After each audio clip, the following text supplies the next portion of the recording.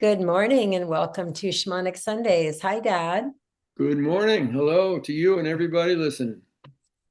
Good morning to all of or good evening or good afternoon, depending on what part of the world you're joining us from. Thank you for being here with us, for showing up. And we appreciate you. Hello. I appreciate you, Dad. And I appreciate all of you out there in the world who are striving to be part of the solution instead of part of the problem. Yeah.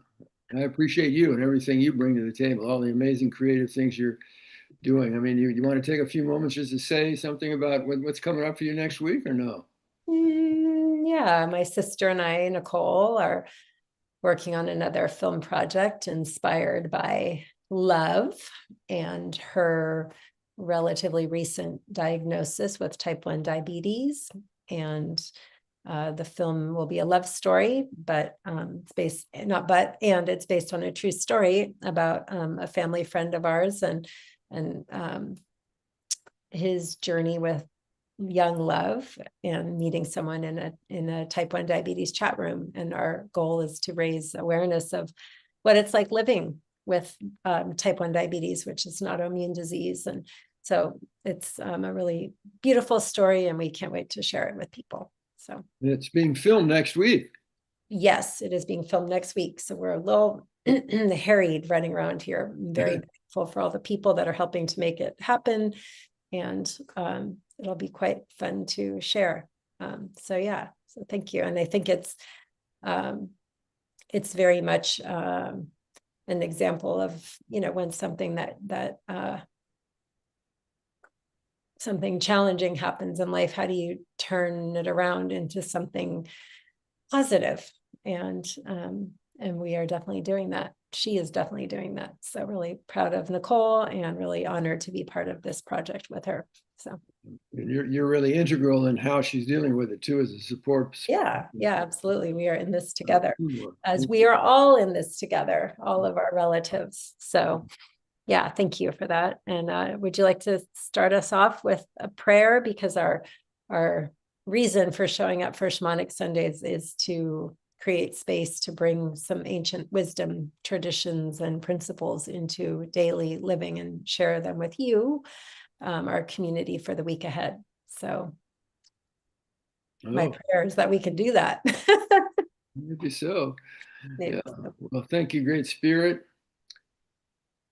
Creator, divine creating, activating wisdom power of the universe, flowing into us with every breath and giving us the opportunity to learn what it's like to have an infinite spirit housed for a period of time of the life walk within a physical body with a monkey mind and a reptilian brain and all the challenges that come with that instinctual part of us, many challenges from within and certainly many challenges from without, and what's happening in the field today. So thank you for this day that you give us, and through this breath that you give us and our joining hearts, minds, and spirits, opening a doorway of conscious attunement and connection with you, and using consciously the breath that in the design that you've built into our human bodies releases energy no longer needed. We have the opportunity to let go of any thoughts or feelings or sensations or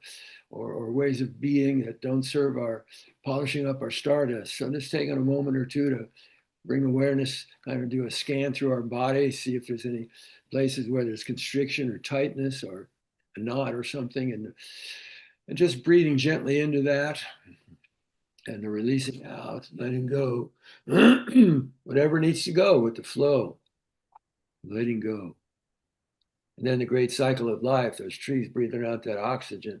Make gratitude to the tree people so we can breathe in that oxygen, that life force, Kupori, mana, chi, that activates all the powers of physical and physiological and energetic and cognitive functions in us, promoting our health and our healing.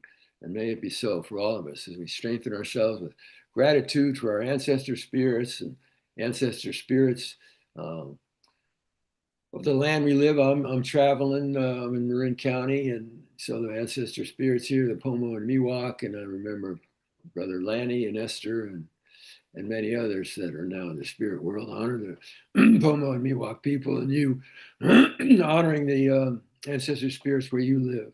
Gratitude for our families, our communities, and opportunity to be alive today, to make conscious choice about how to use that breath you give us. And may we all, by our joining here today, be strengthened and showing up to be clear channels for healing light and love and compassion and kindness and courage and beauty and wisdom flowing out into the world for the healing of the sacred hoop. May it be so. Oh, May it be so. Thank right. you. Thank you. Thank you. Yeah. You were talking recently about what's possible. You were saying on your drive, something came through and recognizing about what's possible. Can you talk to us about that? What's possible? Yeah. Well, one of the fun and exciting dynamics about being alive in this universe that we're living in is opening our minds to the fact that we're living in a universe of infinite possibility. Just to let that one sink in. We are living in a universe of infinite possibility. I mean, science tells us for all the incredible knowledge that's increasing daily, that pouring in through the different fields of science, astronomy, archaeology, biology, you name it, more and more information coming in about how nature's working on these different levels, macro and micro. So it's an infinite field. It's a field of infinite quantum cosmic foam, whatever you want to call it, particles popping in out of the vacuum of quantum space, infinite quantum space, and then antiparticles annihilating the particles. And it's like a invisible soup of particles happening in the emptiness vacuum of space. And it's out of those popping particles that the universe manifests. And it's out of those popping particles that the energy to keep the universe going comes from.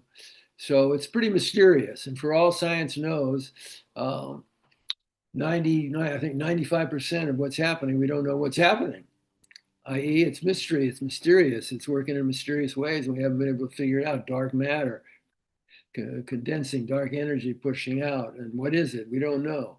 So just a little humility here to the fact that we're living in a universe that within its creative power has the ability to manifest this universe and maintain it. And here we are in it with a cerebral cortex that's able to reflect on these ideas and talk about these ideas. So offering here the idea to your mind, listeners, that we live in a universe of infinite possibilities. What's going to pop out of that field of quantum foam at any given moment? Quien sabe? Who knows? Mysterious workings. So for me, it's important to, through working with the wounds of my life and the thought forms of limitation and negativity that came from my culture, Eurocentric, Western-based culture, and particular wounds of my growing up experience, all create a constricted lens to perceive and understand. And medicine work and vision quests and ceremony and working with elders, indigenous ways of learning how the universe actually works helps me see the truth as I experience it. We live in a universe of infinite possibility. I don't want to be the one, and I encourage all our listeners here, let us not be the ones with our thought forms to say what's not possible. As if we're looking. Can we pause on that for a second? Yeah. Let us not be the ones that our thought forms tell us what's not possible. Yeah. Yeah. You got that? Does that make sense? Does that make sense? Yes, to me. Let us not be the ones to tell ourselves and each other what is not possible. And even more so to the creative power of the universe would be like, me as a flea standing up to the infinite powers of the universe, saying to the universe that, oh, listen up here. Look, I just want to run this number by you about what you need to do. You need to understand that it's not possible to do A, B, C, D, and E. And then I've got all my reasons why it's not possible from a rational mind. So if I put my energy into that thought form, that world peace, for instance, international world peace, creating a peaceful and just and harmonious win-win world for all people, for all life, a healthy, happy, flourishing, regenerating, rejuvenating life, just in all of its diversity and wonder, and people working cooperatively. I think I was sharing with you in a few moments before we started about how impressed I am driving on the freeway up from Santa Barbara to Marin County, where I am right now, tomorrow on my way to Reno for a retreat, that I'm in a metal box going 75 miles an hour, uh, keeping in harmonious balance and interacting with other people in metal boxes going 75, 80 miles an hour. Some are going a lot faster, some are going slower, but we're all on the same road, all going in the same way. And we're all using our brakes and our gas pedal in a way that we're working harmoniously to create an opportunity for everybody on the highway to get to where they want to go. When they leave their home with an intention to go somewhere, there's 99.9% that they're going to get there. They're going to arrive there safely. Why? Because all the people on the highway are cooperating with each other. All those people that ordinarily might not be interested in having anything to do with the other person because of their color or their religion or their expression of sexuality or identity with gender, or their politics, they're MAGA, they're radicals, they're hippies, they're straight, they're black, they're white, they're Muslim, they're Ukrainian, they're whatever. All these thought forms of separation that ordinarily, because of the polarity that's pumped up so much in our culture daily, that people wouldn't be cooperating. But there we are, physical manifestation. It's not abstract. It's not a thought. It's all happening. It's such an incredible model of people working together, transcending the polarities to work together to achieve a common good, a common goal that nobody could achieve by themselves. If everybody was an individual with the rules on the highway, none of us would get far. We'd all be crashing into each other. It wouldn't be happening. So that's an example of let us not be the one to say it's not possible that we could create a healthy and peaceful and just and beautifully diverse, harmonious win-win world for all. It's possible. Whether it's going to happen or not depends upon if enough people hold that as a vision of what's possibility and show up to do the work to manifest it, bring it through by how we treat ourselves, how we treat each other, and how we listen to wisdom guidance about how to create support systems that work in harmony and balance with nature, with each other, to bring through that fullest blossoming, greatest good. So we live in a universe of infinite possibilities. That's the starting place. Let's not be people who close our minds with a thought that says to the universe, it's not possible. We don't know what's possible unless we show up and whatever it is we want to try to manifest and make possible, do the best we can, work with ourselves and other people who might share that same vision to try to manifest what we see on the inner plane. You get enough people to do that, and boom, it happens. It manifests. So that's what I have to say about that. Thank you. Like that. So that's what I have to say about that. All right. Uh, how does let's see. Yeah. How does a shamanic perspective inform that? And how can what are some like practical ways to bring that through in our life this week? Like, might we all want to this week just think about like what are the things we each hold in our minds and our hearts about what's not possible?